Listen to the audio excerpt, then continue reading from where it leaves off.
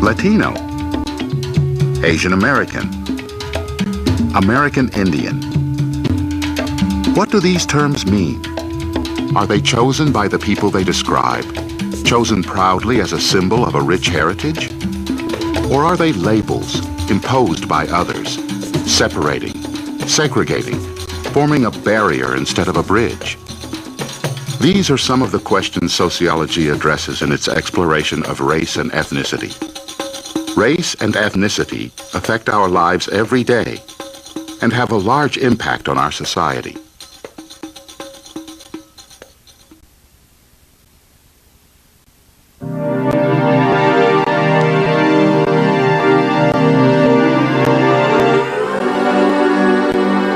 When describing these Olympic athletes, you might include racial or ethnic terms. But what do these terms mean in a sociological context?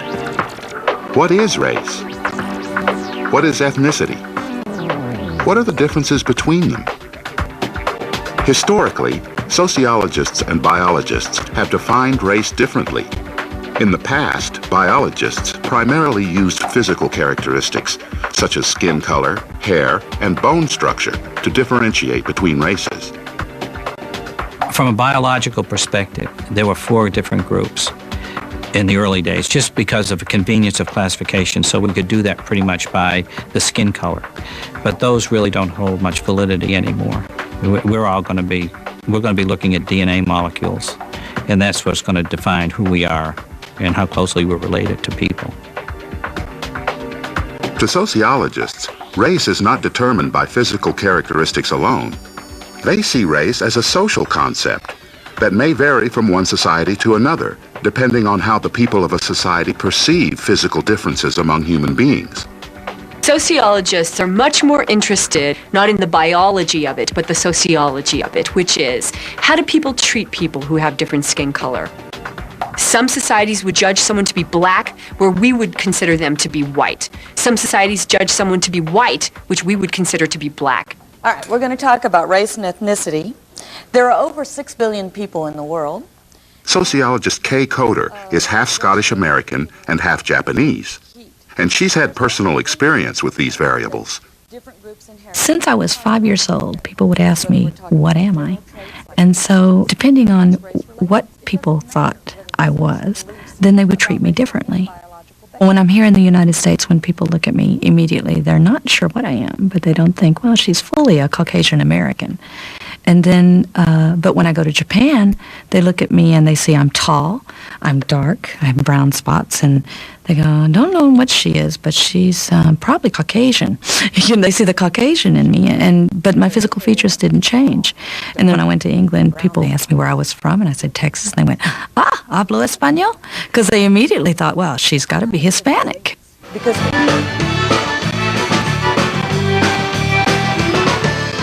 although race is a social concept, ethnicity is different.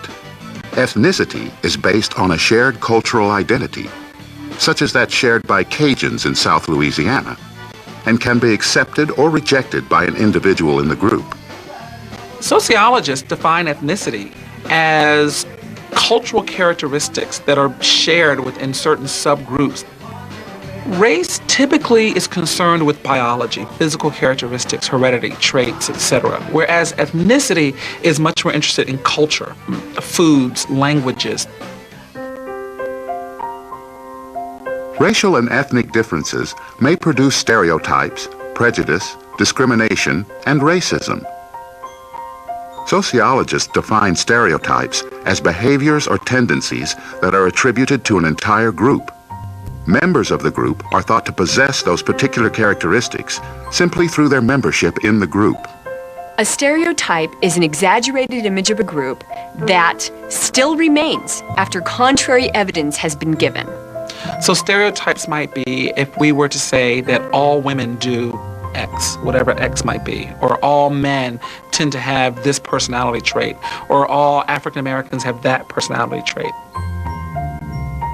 The use of stereotypes may lead to prejudice, which is an attitude that prejudges a person, either positively or negatively, on the basis of those stereotypes.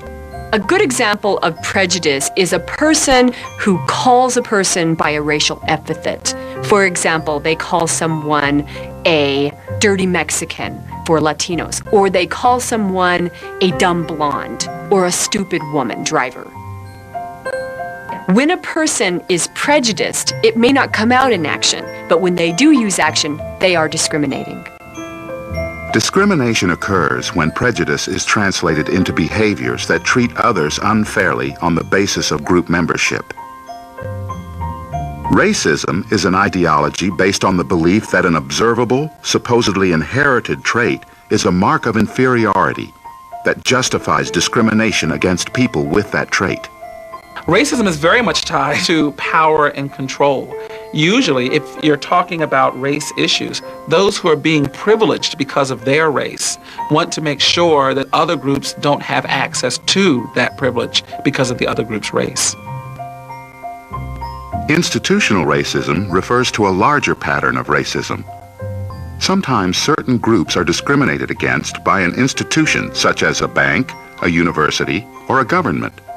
In some schools across America, they were giving standardized tests to black and white students in the same school.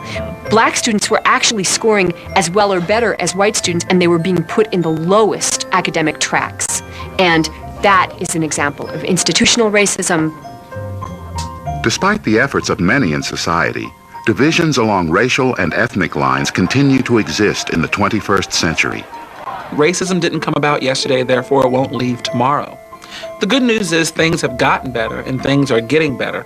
The bad news is there's still a long way to go. Despite the ideal of racial and ethnic equality, stereotypes, discrimination, prejudice, and racism still exist.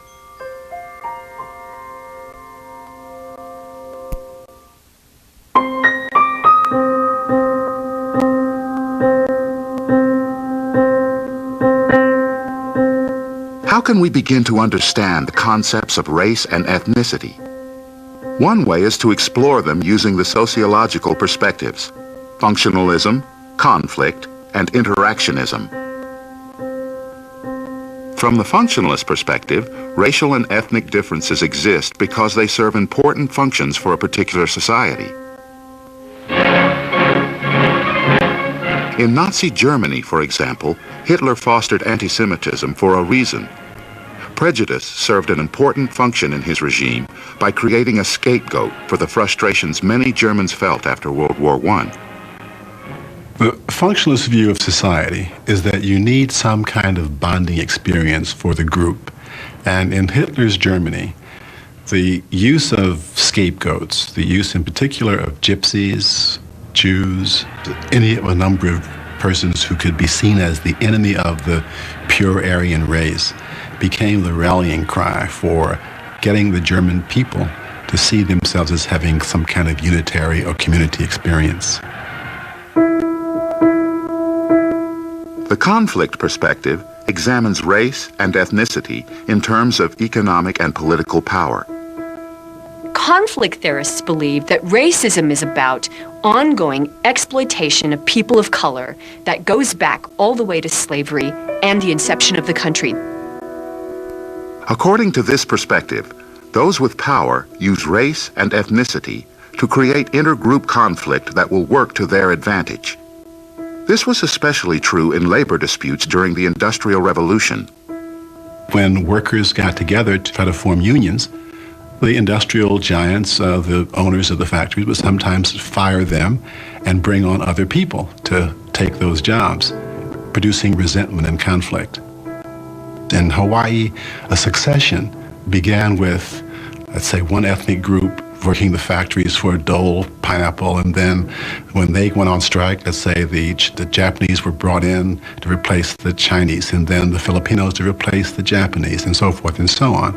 So you get a succession of ethnic conflict and the replacement as a function of a managerial strategy to keep the workers from forming a unitary force. Functionalism and the conflict perspective often examine group relations within the larger structures of society. Interactionism, however, focuses its attention on group interaction on a much smaller scale. One aspect of race and ethnicity that interactionism examines is labeling. Labeling reduces complex individuals to stereotypes. Racial labels have an interesting function. They both serve as inclusion and exclusion. When people begin to think of themselves in racial terms, it's because some other racial group is around. Whites are only white if there are non-whites around. And so the label white takes on its meaning only as a relationship.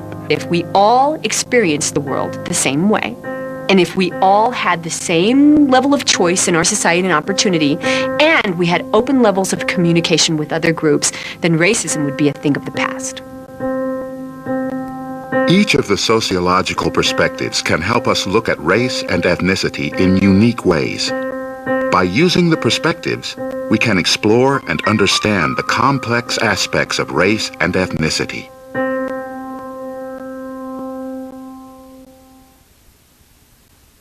You ain't nothing but a hound dog, been snooping around my door. You ain't nothing but a hound dog, been snooping around my door. You got Black and white musicians have always influenced each other in the United States. no more. You ain't nothing but a hound dog. During the 1950s, this interaction produced a musical genre known as rock and roll. The interplay between the races can be seen and heard in everything from wardrobe and language to musical styles, performance, and choice of songs. Black piano players and white piano players have borrowed styles and approaches from each other.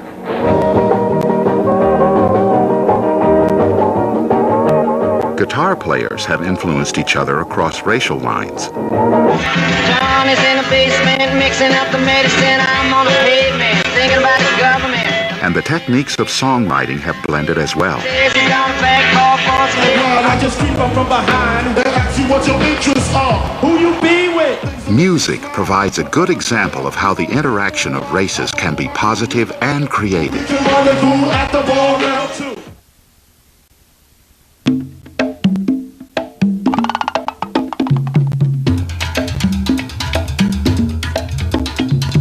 In culturally diverse societies, there is usually a group that controls the wealth and power. This is known as the dominant group. The number of people in a dominant group is not necessarily larger than the other populations in the society. A minority group is a group that is singled out and discriminated against, often because of racial or ethnic differences. A minority group is excluded from full participation in society. The interactions between minority and dominant groups form patterns that fall somewhere on the continuum from intolerance to acceptance. These patterns of intergroup relations include genocide, expulsion, slavery, segregation, and assimilation. We can explore these patterns through the experiences of people who have been affected by them. During World War II, the Nazis murdered over 6 million Jews, one of several minority groups targeted for genocide in what we have come to know as the Holocaust. Genocide is the intentional extermination of a population by a dominant group. Mike Jacobs was 14 years old when the Nazi occupation began in his native Poland. Persecuted because he was a Jew, he survived detention in concentration camps. In 1944, we were transported to Auschwitz. When we stepped out from the railroad boxcars, we were standing outside, and the SS people used to walk up and down, and they used to say, with the thumb up to your right, thumb down to your left. I was chosen to the right, some of my friends to the left. The right were chosen to work, and the left was chosen to go to the gas chambers. As I walked into the quarantine, I had to stretch out my arm. Did they do a number? And I remember like today, the assessment stopped and looked at it. He said, "Do you know what this number is all about?" I said, "No, sir." I said, "Now I am being dehumanized. I'm not human anymore. I'm a number. He said, you better remember this number. That's what I'm going to be called from now on. The same number, B4990, they put on my shirt with a yellow stripe that I'm recognized I'm Jewish. The non-Jewish people had a red stripe, political prisoners. The Jehovah's Witnesses had a purple triangle. The Gypsies had a big black Zigeuner. The homosexuals had a pink stripe. He said, that's what I got the number. I always had a dream and a fantasy. When I get free, I will build a memorial center for Holocaust studies. This generation and future generations to come, they can come over here and be reminded what really happened. We have so many deniers in the United States and all over the world that said there was no Holocaust, no 6 million Jewish people were murdered, over 1 million children, 5 million non-Jewish people that went to concentration camp or gas chambers. Those people are very dangerous. They want this generation or the future generation believe nothing happened. You know, and that's what I'm doing, you know, going around and talk about it, what really happened, that nobody can deny. In the Serbian province of Kosovo, the majority of the population is made up of ethnic Albanians. However, until recently, Serbians were the dominant ethnic group in Kosovo because they held the wealth and power. In the 1990s, Serbians began a campaign of terror and murder, seeking to expel all ethnic Albanians from Kosovo. Expulsion is the forcible removal of a population from a territory claimed by another.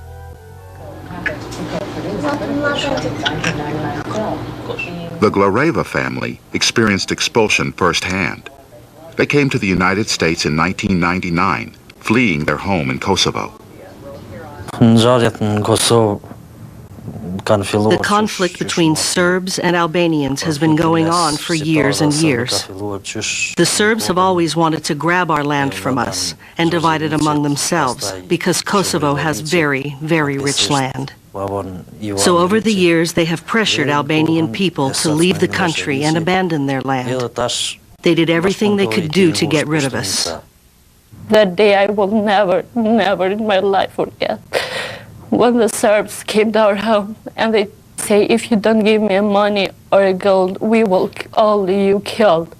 It was 11 o'clock when 2 buses came in my city and the police told us to expel our house, and then we went to Macedonia. After 1 month, we hear about my grandfather, my uncles, and everybody, and my relative, they were dead. Violence and murder are often a part of expulsion. The military and police and army came to my village, Vergots, and they executed 1,500 people.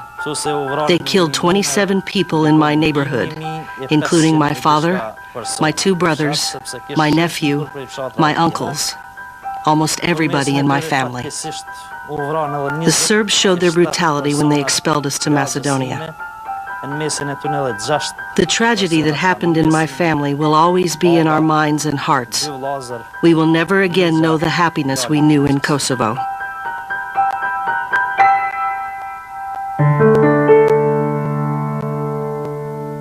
The enslavement of Africans during the colonization and early history of the Americas is just one example of slavery, which has existed throughout human history.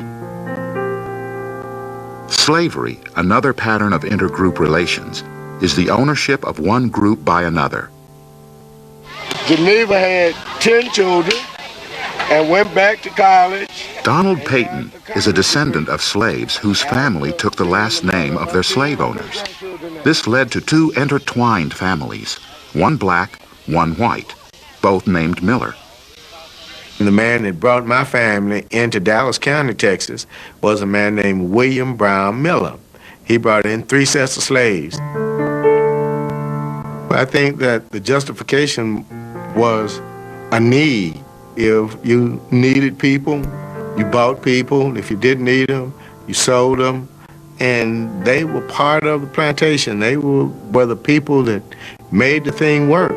And in order for you to make the thing work, you got to have the proper people, like you got to have the proper tools. You had the slave and the slave owner, and they both needed each other to exist. Regardless of whether they ever said it or not, the white family was just as dependent on the black family as the black slaves were dependent on the owner. Know that the Lord is wonderful. Hey, wonderful. Yes, He is wonderful. The white millers came from Scotland and Ireland, and the black millers came from Senegal and other parts of Africa. And as the old story goes, we all came over on different ships, but we're in the same boat now.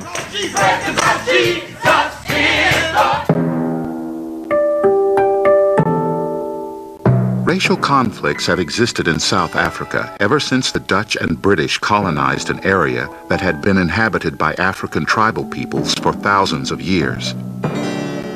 As white South Africans became the dominant group because of their power and wealth, they instituted a system of legally sanctioned segregation known as apartheid, which was the law until 1991.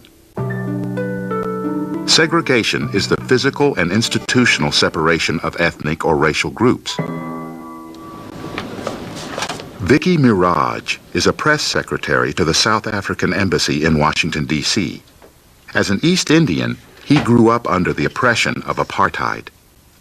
Separation in South Africa was based on, as apartheid was based, it had four separate groups: whites, Indians, people of mixed race, which were coloreds, and Africans, which were black. And that was basically the social strata of apartheid South Africa. We lived in separate areas based on the color of your skin. We went to different schools, different restaurants. Everything was different. We lived in total different lives. We lived in areas that were in some parts disgraceful. We didn't have running water.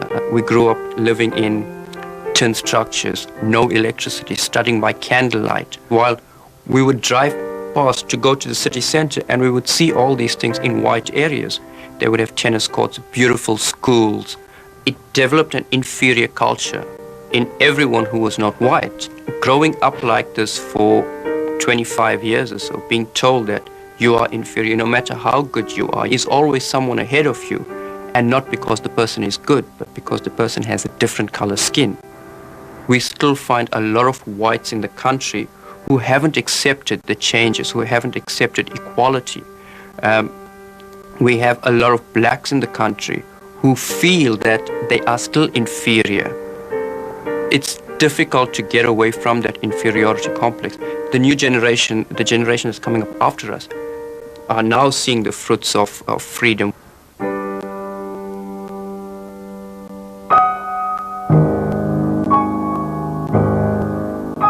Over the years, many American Indians have slowly been absorbed into the broader American culture. This is an example of assimilation, another pattern of intergroup relations. Assimilation occurs when the members of a minority group blend into the dominant population. Assimilation can be either forced or voluntary. In the early half of the 20th century, many American Indian children were removed from their families and sent to government boarding schools where their native languages and rituals were forbidden. The intent was forced assimilation into the dominant American culture. Edward Hummingbird's father was sent to one of these boarding schools. My father was a full-blooded Cherokee. He was born into the Long-Hair clan. He grew up in one of those families that English was not the primary language, and they lived way back out in the woods. He left home and was sent to Indian boarding schools from the age of 12 on, and he continued in government boarding schools up through graduation. I know a lot of people who had terrible experiences in Indian boarding schools, were beaten if they spoke their own native tongues, were prohibited from drawing and interpreting American Indian symbols and things like that. I'm sure there were a lot who felt they were being yanked away from their homes and didn't want to take part in it. Voluntary assimilation is when a minority group is encouraged or voluntarily seeks to blend into the majority population. Edward Hummingbird's father is an example. My father, though, was one of those that decided that he didn't want to return back, that he didn't want to go back to a place where there wasn't really much opportunity. What it means to be a Cherokee, or what it means to be an American Indian for that matter today, is very different than what it used to. And I think that those lines are becoming more and more blurred all the time because too many facets of cultural conditioning are gone. The languages are disappearing on a massive scale. A lot of the beliefs and customs and rituals are disappearing. And it's just becoming more and more difficult, I think, to really hold on to a meaningful understanding of what it means to be an American Indian today. What can we learn from these stories of genocide, expulsion, slavery, segregation, and assimilation? In terms of intergroup relations, one lesson may be that cultural pluralism is the ideal for group relations within a society. In cultural pluralism, different ethnic and racial groups are able to maintain their own unique cultures, lifestyles, and traditions while still participating fully in the larger society.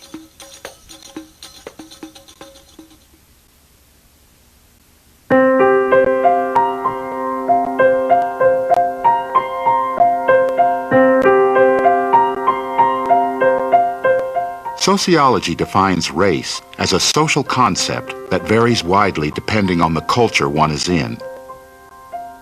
In contrast, ethnic identity is the choice of the individual and comes from within the group. The sociological perspectives can help us understand the dynamics of race and ethnicity. The patterns of intergroup relations range from intolerance to acceptance and, ideally, a celebration of our diversity.